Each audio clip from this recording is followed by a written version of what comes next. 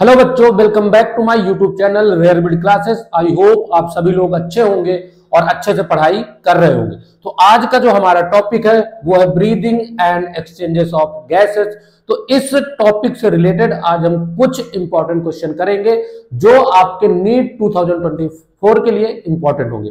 ये वीडियो उन सभी बच्चों के लिए है जो इस साल नीट का एग्जाम देंगे, वो सारे बच्चे इस वीडियो को देख सकते हैं। इसके पहले भी हमने कई सारे चैप्टर के ऐसे ही क्वेश्चन प्रैक्टिस वाले वीडियो बनाए हैं। आप सभी लोग एक बार उन वीडियो को जरूर से जरूर देखें।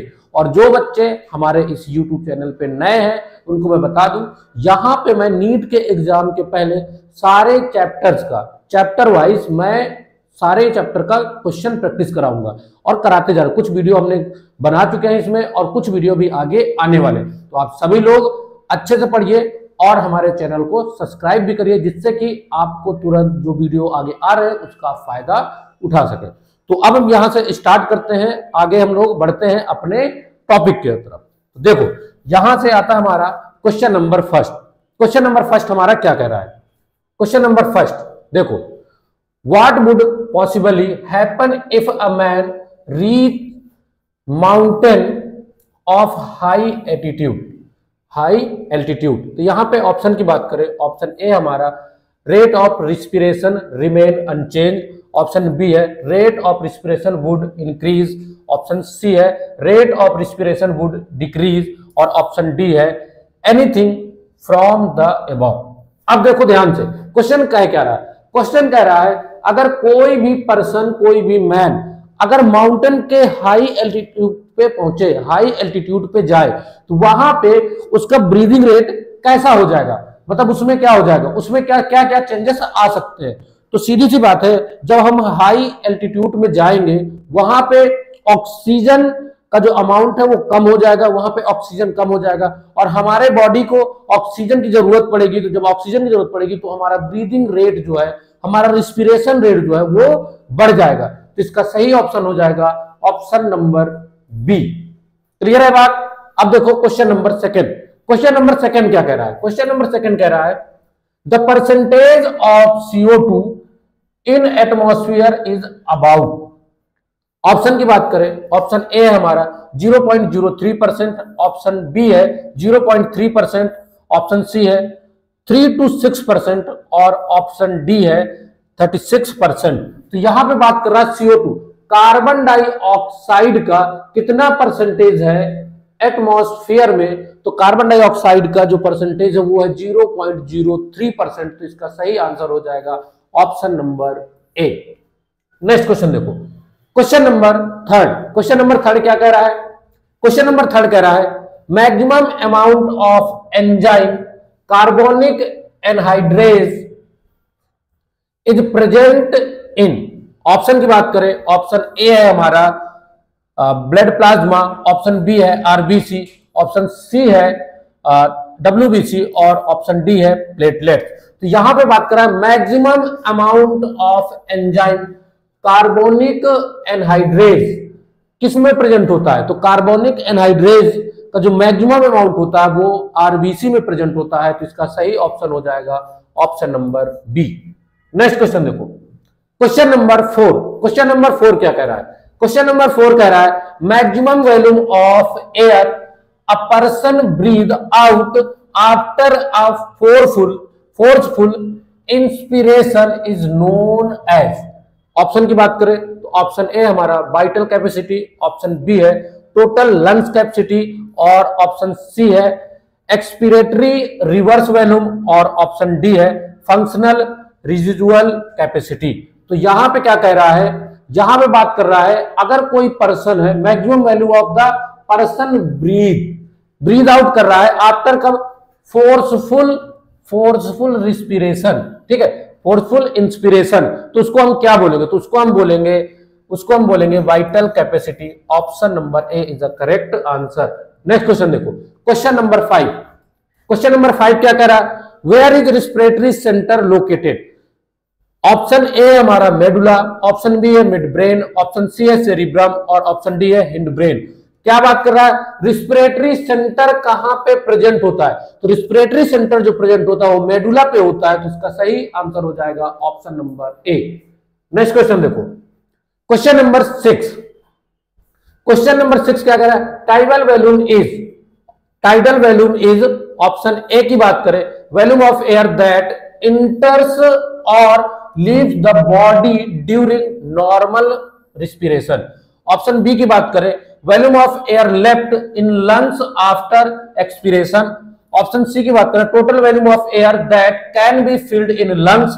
ऑप्शन डी की बात करें, addition amount of air that can be expelled after the normal respiration. तो यहां पे बात कर रहा है टाइडल वॉल्यूम की, तो टाइडल वॉल्यूम हमारी होती है जो नॉर्मली रिस्पिरेशन में टोटल जो वॉल्यूम ऑफ एयर इंटर करती है और लंग्स को छोड़ती है, उसको हम क्या कहते हैं, टाइडल वॉल्यूम कहते हैं। तो इसका सही आंसर हो जाएगा option number A is the correct answer. Clear है बात। नेक्स्ट क्वेश्चन देखो, क्वेश्चन नंबर 7। क्वेश्चन नंबर 7 क्या कह रहा है, Hamburger phenomena is known as. Option की बात करें, हैमबर्गर फिनोमिना की बात करें, ठीक है ना। ऑप्शन ए है हमारा regulation of respiration, option B है हेल्डन इफेक्ट, ऑप्शन सी है बोर्स इफेक्ट और ऑप्शन डी है क्लोराइड शिफ्ट। तो यहां पे हैमबर्गर फिनोमिना की बात कर रहा है। हैमबर्गर फिनोमिना में क्या होता है, क्लोराइड एंड बाइकार्बोनेट शिफ्ट होते हैं across the membrane of RBC. RBC की मेम्ब्रेन क्या करते हैं, वो एक जगह से दूसरे जगह क्रॉस दी, मतलब वो मूवमेंट करते हैं। तो यहां पे हमारा सही ऑप्शन हो जाएगा option number D, chloride shift. Next question देखो, क्वेश्चन नंबर 8। क्वेश्चन नंबर 8 क्या कह रहा है, the trachea of man does not collapse even in the absence of sufficient air in it because of the presence of.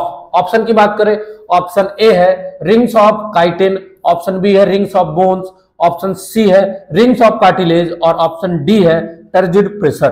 तो turgid pressure, तो यहां पे क्या बात कर रहा है, किसी भी पर्सन की, किसी भी मेल की, किसी भी पर्सन की जो ट्रैकिया है वो कोलैप्स नहीं करती है उस टाइम पर भी जब उसमें सफिशिएंट एयर नहीं होती है। ऐसा क्यों होता है, किसकी प्रेजेंस की वजह से वो कोलैप्स नहीं करती है, तो वो कोलैप्स नहीं करते क्योंकि ट्रैकिया में रिंग्स ऑफ कार्टिलेज प्रेजेंट होते हैं, कई सारे रिंग्स बनी होती है जो कार्टिलेज की बनी होती है, इसकी वजह से वो कोलैप्स नहीं करता। तो इसका सही ऑप्शन हो जाएगा option number C. Next question देखो, क्वेश्चन नंबर 9। क्वेश्चन नंबर 9 क्या कह रहा है, क्वेश्चन नंबर 9 कह रहा है which of the following is present in larger amount in the blood entering lungs than in the blood leaving lungs.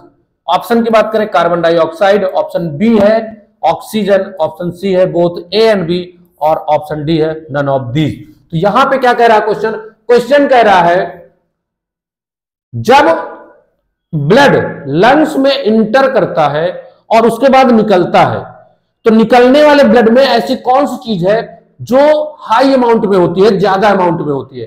तो हमें यह पता है जब लंग्स में ब्लड इंटर करता है तो वो डीऑक्सीनेटेड ब्लड होता है, मतलब उसमें कार्बन डाइऑक्साइड होती है, और जो लंग्स से ब्लड बाहर निकलता है तो उसमें वो ब्लड हमारा ऑक्सीनेटेड हो जाता है, मतलब उसमें ऑक्सीजन की मात्रा बढ़ जाती है। तो इसका सही ऑप्शन हो जाएगा option number B is the correct answer, उसमें ऑक्सीजन की मात्रा बढ़ जाएगी।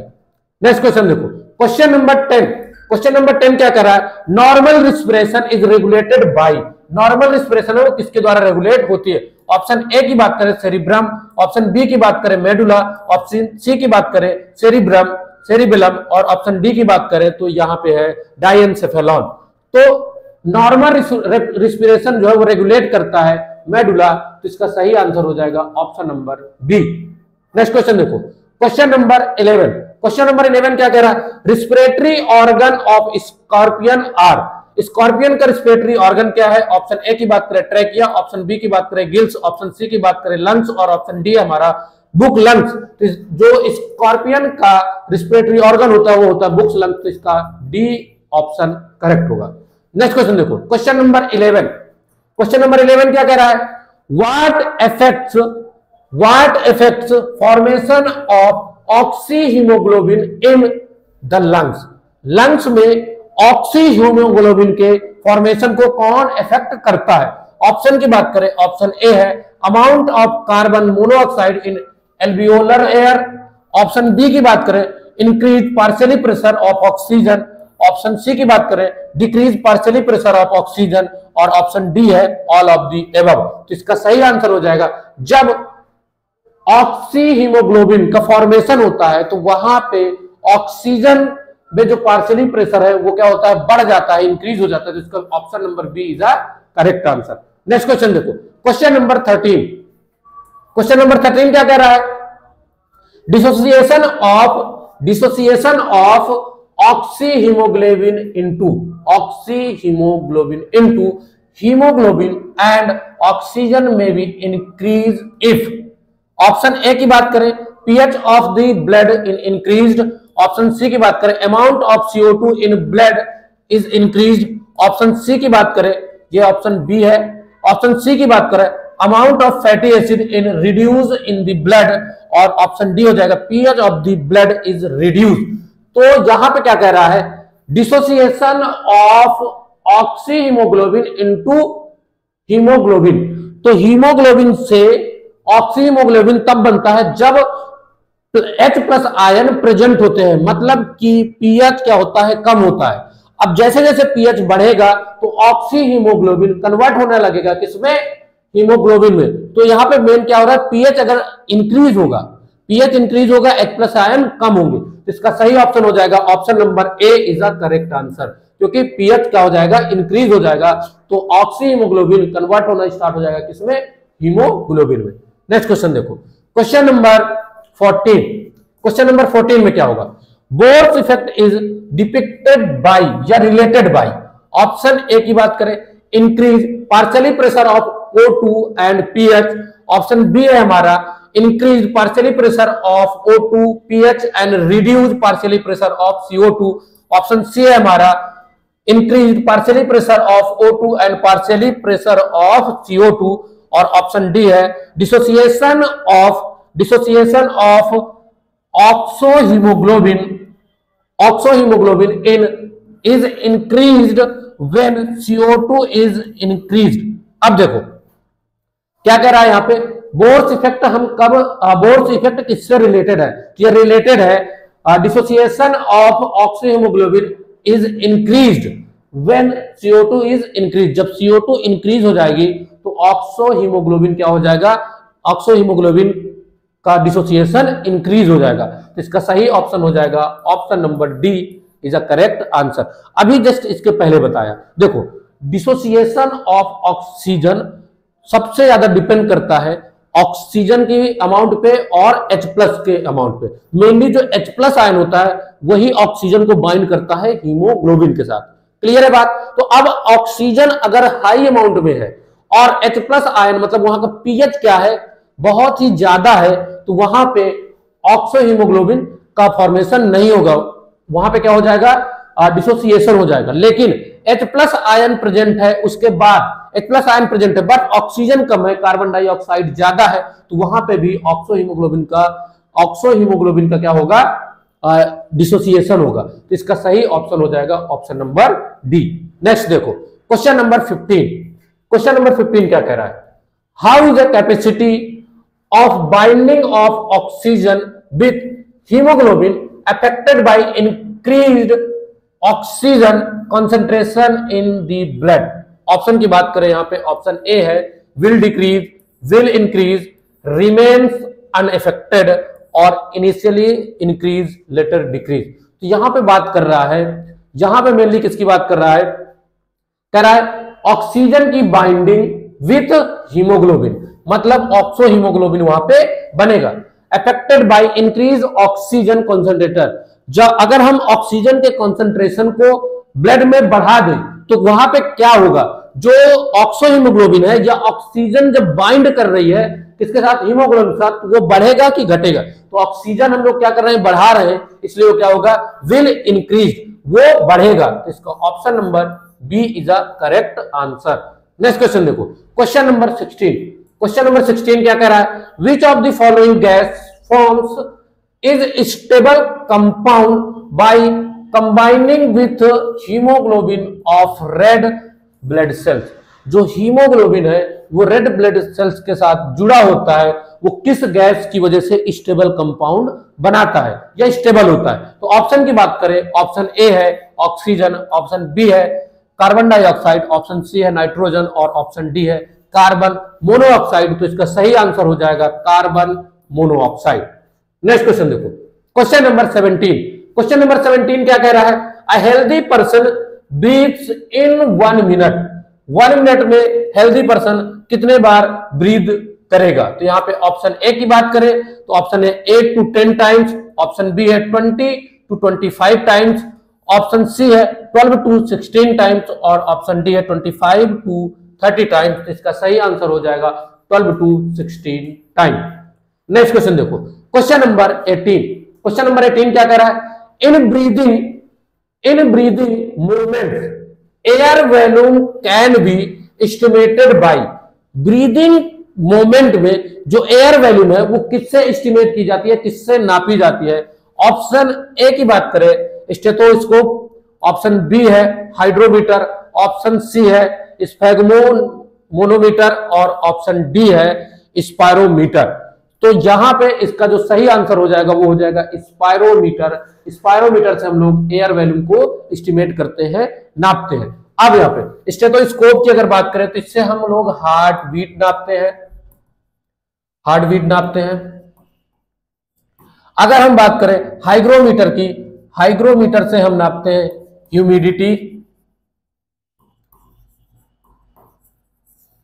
Humidity of air.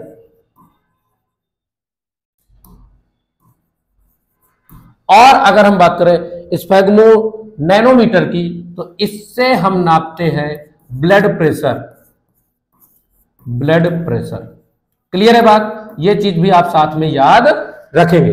नेक्स्ट देखो, क्वेश्चन नंबर 19। क्वेश्चन नंबर 19 क्या कह रहा है? In what from CO2 is mainly what form. यहां पे फॉर्म कर लो। In what form CO2 is mainly transported in blood. जो CO2 है वो किस फॉर्म में ब्लड में ट्रांसपोर्ट करती है? ऑप्शन ए की बात करें तो ऑप्शन ए है सोडियम कार्बोनेट, ऑप्शन बी है यहां पे कार्बोक्सी हीमोग्लोबिन और ऑप्शन बी है बाइकार्बोनेट, ऑप्शन डी है एज डिजॉल्व्ड CO2। तो यहां पे क्या कह रहा है? CO2 ट्रांसपोर्ट होती है किस फॉर्म में? तो CO2 जो ट्रांसपोर्ट होती है ब्लड में वो बाइकार्बोनेट के फॉर्म में ट्रांसपोर्ट होती है। तो option C is a correct answer. Next question देखो, क्वेश्चन नंबर 20। क्वेश्चन नंबर 20 क्या कह रहा है? During inspiration diaphragm. During inspiration के टाइम में डायफ्राम कैसा होगा? ऑप्शन की बात करें, ऑप्शन ए हो जाएगा एक्सपैंड, ऑप्शन बी है does not show any change, option C है कॉन्ट्रैक्ट एंड बिकम फ्लैट और ऑप्शन डी है relax and become a dome shaped. तो जब इंस्पिरेशन होता है उस टाइम पे डायफ्राम कॉन्ट्रैक्ट होता है एंड बिकम फ्लैट और वो फ्लैट हो जाता है। तो इसका option number C is a correct answer. Next question देखो, क्वेश्चन नंबर 21। क्वेश्चन नंबर 21 क्या कह रहा है? Oxygen dissociation curve is. Oxygen dissociation का कर्व कैसा होता है? ऑप्शन ए की बात करें तो ऑप्शन ए है हमारा सिग्मोइड, ऑप्शन बी है पैराबोलिक, ऑप्शन सी है हाइपरबोलिक और ऑप्शन डी है स्ट्रेट लाइन। तो जब ऑक्सीजन डिसोसिएशन का कर्व जो आता है वो सिग्मोइड आता है। तो इसका option number A is a correct answer. Next question देखो, क्वेश्चन नंबर 21। क्वेश्चन नंबर 21 क्या कह रहा है? When the contraction of CO2 is reduce. यहां पे कॉन्ट्रैक्शन नहीं है, concentration when the concentration of O2 is reduced in the tissue में अगर ऑक्सीजन का कंसंट्रेशन क्या हो जाए? रिड्यूस हो जाए तो द कंडीशन इज कॉल्ड। तो उस कंडीशन को हम क्या बोलेंगे? अगर टिश्यू में ऑक्सीजन का कंसंट्रेशन कम हो जाए तो उस कंडीशन को हम क्या बोलेंगे? ऑप्शन की बात करें तो ऑप्शन ए हमारा एम्फीसेमा, ऑप्शन बी है ब्रोंकाइटिस, ऑप्शन सी है हाइपोक्सिया और ऑप्शन डी है अस्थमा। ठीक है, अस्थमा। तो यहां पे मेनली क्या कह रहा है, टिश्यू में जब ऑक्सीजन की कंसंट्रेशन कम हो जाती है तो उसको हम हाइपोक्सिया कहते हैं। तो option C is the correct answer. Next question देखो, क्वेश्चन नंबर 23 क्या कह रहा है, haemoglobin of human being has capacity from stable compound with which of the following. Option की बात करें, ऑप्शन ए है ऑक्सीजन, ऑप्शन बी है कार्बन डाइऑक्साइड, ऑप्शन सी है कार्बन मोनोऑक्साइड, कार्बन मोनोऑक्साइड और ऑप्शन डी है नाइट्रोजन। तो haemoglobin क्या होता है, कैपेसिटी टू स्टेबल कंपाउंड की बात कर रहा है तो वो हो जाएगा कार्बन मोनोऑक्साइड। इसके पहले ये वाला क्वेश्चन हम लोग कर चुके हैं। नेक्स्ट देखो क्वेश्चन नंबर 24 क्या कह रहा है, percentage of CO2 transported by RBCs in about. Option की बात करें 70%, ऑप्शन बी है 10%, ऑप्शन सी है 23% और ऑप्शन डी है 97%। तो इसका सही आंसर हो जाएगा option number C 23%। Question question देखो, क्वेश्चन नंबर 25 क्या कह रहा है, approximately 70% carbon dioxide absorbed by the blood will be transported to the lungs. Option की बात करें, ऑप्शन ए है as bicarbonate ions, option B है in the form of dissolved gas molecule, option C है बाय बाइंडिंग टू आरबीसी और option D है carbamino haemoglobin. तो यहां पे क्या बात कर रहा है, जो 70% कार्बन डाइऑक्साइड है वो ट्रांसपोर्ट होती है ब्लड में बाइकार्बोनेट। तो यहां पे बाइकार्बोनेट से, तो यहां पे एज कार्बोनेट आयंस इसका सही आंसर होगा। नेक्स्ट क्वेश्चन देखो, क्वेश्चन नंबर 27 क्या कह रहा है, when you hold your breath. ठीक है, अगर आप अपनी ब्रीथ को होल्ड करो, which of the following gas change in blood what first lead to the urge to breathe. तो ऐसी कौन सी गैस होगी जो आपको ब्रीथ करने के लिए फोर्स करेगी। अगर आप अपनी ब्रीथ को रोक ले तो ऐसी कौन सी गैस होगी जो आपको फोर्स करेगी सबसे पहले कि आप ब्रीथ करिए। ऑप्शन की बात करें, ऑप्शन ए है फॉलिंग ऑक्सीजन कॉन्सेंट्रेशन, दूसरा है rising carbon dioxide concentration, option C है फॉलिंग कार्बन डाइऑक्साइड कॉन्सेंट्रेशन और ऑप्शन डी है rising carbon dioxide and falling oxygen concentration. तो हमें जो क्या करेगा, फोर्स करेगा ब्रीथ करने के लिए, वो होती है कार्बन डाइऑक्साइड की कॉन्सेंट्रेशन के बढ़ने से। तो option B is the correct answer. Next question देखो, क्वेश्चन नंबर 27 क्या कह रहा है, name the chronic respiratory disorder cause mainly by cigarette.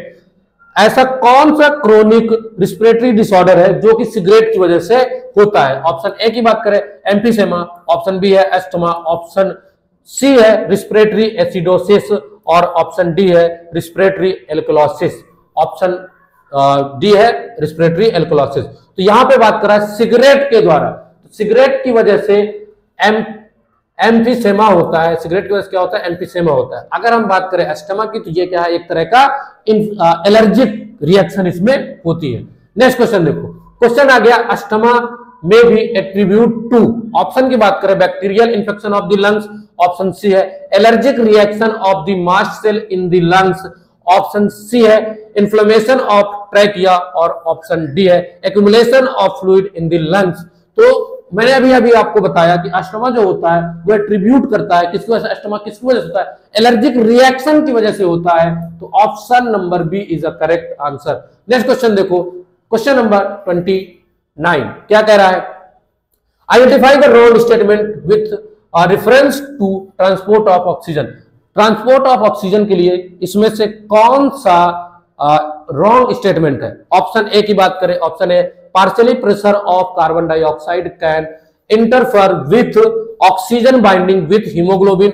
Option B की बात करें हायर H+, इसको हम ऐसे लिख लेते हैं, higher H+ concentration in alveoli favors to formation of oxohemoglobin। Option C की बात करें लो पार्शियली concentration, इसको हम क्या पढ़ेंगे, partially concentration of CO2 in alveoli favors to the formation of oxyhaemoglobin. Option D की बात करें, binding of oxygen with haemoglobin in mainly related to partially pressure of oxygen. तो देखो अगर हम बात करें यहां पे क्वेश्चन क्या कह रहा है, यहां पे हमें क्वेश्चन कह रहा है कि इनमें से कौन सा रॉन्ग स्टेटमेंट है। तो देखो बाइंडिंग ऑफ ऑक्सीजन जो है वो पार्शियली प्रेशर ऑफ ऑक्सीजन के ऊपर डिपेंड नहीं करता है। दूसरा, अगर low partially pressure of carbon dioxide है वहां पे भी वो फॉर्मेशन ऑफ ऑक्सी हीमोग्लोबिन को प्रमोट नहीं करेगा। और यहां पे अगर हम फर्स्ट वाली की बात करें, partially pressure of carbon dioxide can be interfere with oxygen binding with haemoglobin, ये भी इसमें नहीं करेगा। लेकिन मैंने आपको बताया कि जो मीडियम होगा वहां पे ब्लड का जो पीएच होगा जितना कम होगा उसमें क्या होगा, H+ आयन मिलेंगे और H+ आयन ही प्रमोट करता है या हेल्प करता है हीमोग्लोबिन को बाइंड करता है ऑक्सीजन के साथ। तो ऑक्सीजन और हीमोग्लोबिन को बाइंड करके वो बनाता है oxyhaemoglobin with the help of H+ ion. इसका सही आंसर हो जाएगा option number B. Next question देखो, क्वेश्चन नंबर 30। क्वेश्चन नंबर 30 क्या कह रहा है, select the correct event that occur during inspiration. During inspiration इनमें से हमें सिलेक्ट करना है कौन सा इवेंट करेक्ट है। ऑप्शन की बात करें, ऑप्शन ए है contraction of diaphragm. Option B है कॉन्ट्रैक्शन ऑफ इंटरकॉस्टल मसल्स। और ऑप्शन सी है पल्मोनरी वॉल्यूम डिक्रीज। और ऑप्शन डी है इंट्रापल्मोनरी प्रेशर इंक्रीज। तो यहां पे देखो अब ऑप्शन ये हमारे क्या थे, इवेंट्स थे। अब ऑप्शन हमारा क्या है, ऑप्शन ए है सी एंड डी बोथ सही है। ऑप्शन बी हमारा क्या कह रहा है, ऑप्शन बी कह रहा है ए बी एंड डी सही है। ऑप्शन सी कह रहा है ओनली डी सही है। और ऑप्शन डी कह रहा है ए और बी सही है। तो किसके लिए बात कर रहा है, यहाँ पे इंस्पिरेशन की बात कर रहा है। तो इंस्पिरेशन में कॉन्ट्रैक्शन ऑफ डायफ्राम होता है, ये हमें पता है। दूसरा, कॉन्ट्रैक्शन ऑफ इंटरकॉस्टल मसल्स, हाँ जो इंटरनल इंटरकॉस्टल मसल्स होती है वो भी क्या करती हैं, वो भी कॉन्ट्रैक्ट होती है। तो ये भी सही है। उसके बाद पल्मोनरी वॉल्यूम डिक्रीज, नहीं इससे कोई मतलब नहीं है। इंट्रापल्मोनरी प्रेशर इंक्रीज, इससे भी कोई मतलब नहीं है। तो हमारा कौन सा ए और बी सही है। तो इसका जो ऑप्शन नंबर डी है वो करेक्ट है, ए एंड बी सही है। क्लियर है बात। यहां से हमारा ये लेक्चर कंप्लीट होता है। इसमें हमने टोटल 30 क्वेश्चन के प्रैक्टिस किए हैं। आप सभी लोग का लास्ट तक वीडियो देखने के लिए बहुत बहुत धन्यवाद। आप लोग अच्छे से पूरा वीडियो देखिए और इसमें से अगर कोई कॉन्सेप्ट आपको कहीं पे कोई दिक्कत आ रही है, कोई क्लियर नहीं हो रहा, तो आप उसको कमेंट करके मुझसे जरूर पूछें। मैं कोशिश करूंगा उसको जल्द से जल्द आपकी जो प्रॉब्लम है उसको सॉल्व करने की। ठीक है, तो आप लोग अच्छे से पढ़िए, अच्छे से पढ़ाई करिए। और अगर आप हमारे YouTube चैनल पे नए हैं तो आप हमारे वीडियो को लाइक करिए, चैनल को सब्सक्राइब करिए, साथ में बेल आइकन को दबाइए, जिससे कि आपको इसी तरह के वीडियो मिलते रहें। जैसे ही हमारे YouTube चैनल पे आए वो आपको तुरंत मिल जाए। तो मिलते हैं नेक्स्ट क्लास में, तब तक के लिए धन्यवाद।